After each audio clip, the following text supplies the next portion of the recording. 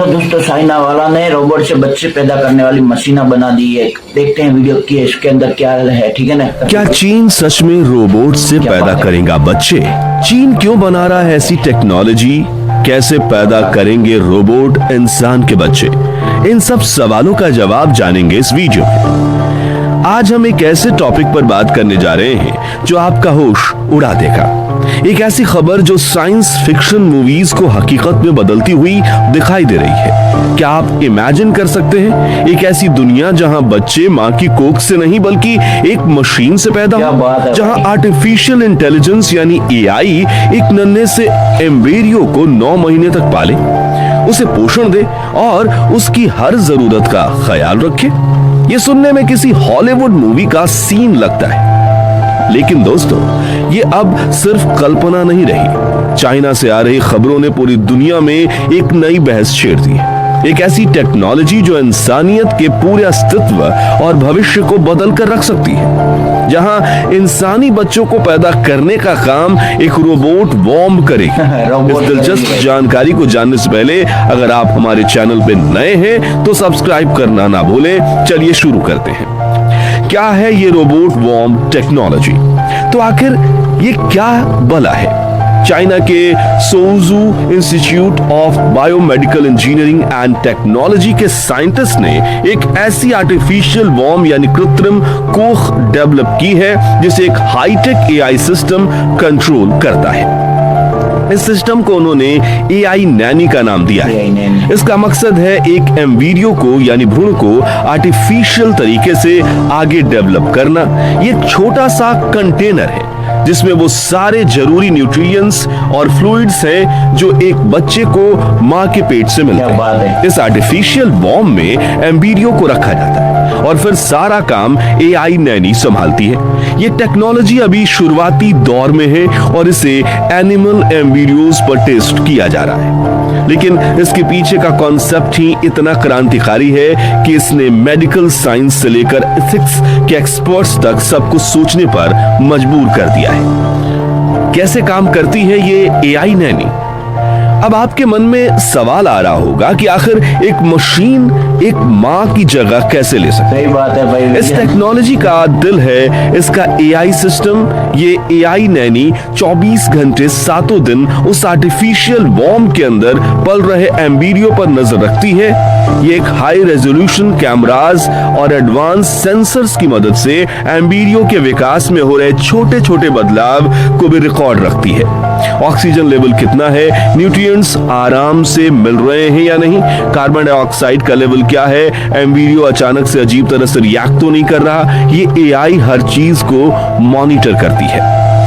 इसकी सबसे खास बात यह है कि अगर कोई उसमें गड़बड़ हो तो वो आसानी से इंसानी दखल के बिना खुद ही आवश्यक बदलाव कर सकती है। मान लीजिए अगर एम्ब्रियो को थोड़े और न्यूट्रिएंट्स की जरूरत हो तो एआई सिस्टम ऑटोमेटिकली उसकी सप्लाई बढ़ा देगा और ये एक ऐसी प्रिसिशन और कंट्रोल देता है जो शायद नेचुरल प्रेगनेंसी में भी संभव नहीं है। चाइना को इसकी जरूरत क्यों पड़ी?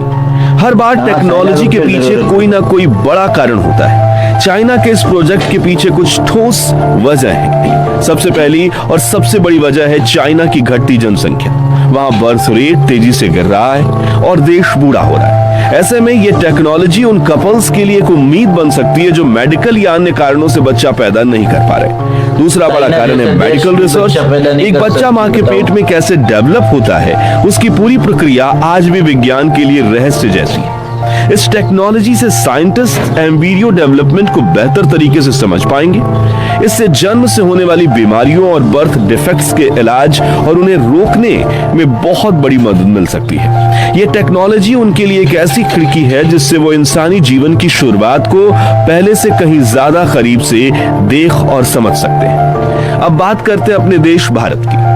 जब ऐसी टेक्नोलॉजी आती है तो हर देश उसे अपने सांस्कृतिक, सामाजिक और कानूनी दायरे में देखता है। भारत में मां का दर्जा सिर्फ एक जन्म देने वाले का नहीं बल्कि भगवान का होता है। यहाँ गर्भ अवस्था या प्रेगनेंसी एक साइंटिफिक प्रोसेस से कहीं बढ़कर एक पवित्र अनुभव माना जाता है। मां और बच्चे के बीच का रिश्ता कोख से ही शुरू हो जाता है। ऐसे में एक मशीन से बच्चा पैदा करने का कॉन्सेप्ट हमारे समाज में आसानी से स्वीकार करना शायद बहुत मुश्किल होगा।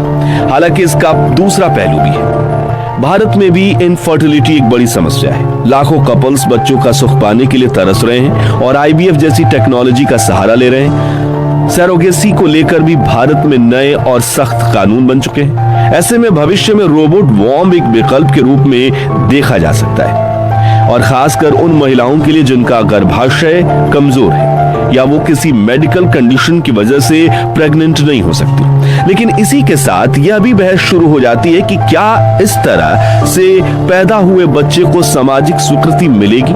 उस बच्चे की साइकोलॉजिकल हेल्थ पर इसका असर क्या होगा? अब ये वो सवाल है जिसका जवाब हमें समय के साथ ही मिलेगा। एआई नैनी के फायदे और नुकसान। हर सिक्के के दो पहलू होते हैं। इस टेक्नोलॉजी के फायदे हैं तो गंभीर नैतिक सवाल भी जुड़े हैं। फायदे की बात करें तो यह इनफर्टिलिटी का एक पक्का इलाज हो सकता है। यह उन महिलाओं को मां बनने का सुख दे सकता है जिनके लिए प्रेगनेंसी जानलेवा हो सकती है। इससे बर्थ डिफेक्ट्स को शुरुआत में ही पकड़कर ठीक किया जा सकता है। प्रेगनेंसी से जुड़ी कॉम्प्लिकेशंस को खत्म किया जा सकता है। लेकिन इसका दूसरा पहलू डरावना है। क्या इससे बच्चे पैदा करना एक आम प्रोडक्ट बनाने जैसा नहीं हो जाएगा?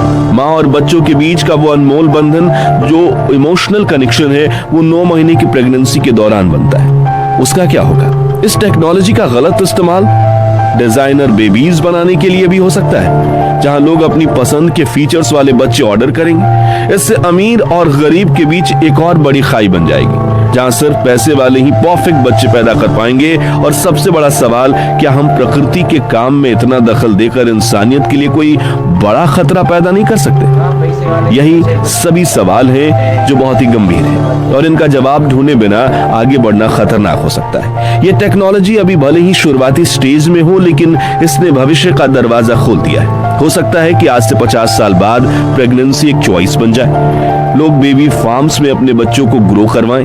यह सुनने में जितना अजीब लगता है उतना ही संभव भी। लेकिन इसके लिए दुनिया को नए कानून, नए नैतिक सीमाएं और एक नई सामाजिक सोच की जरूरत पड़ेगी। यह इंसानियत के लिए एक बहुत बड़ा कदम हो सकता है, लेकिन हर बड़े कदम के साथ एक बड़ी जिम्मेदारी भी आती है।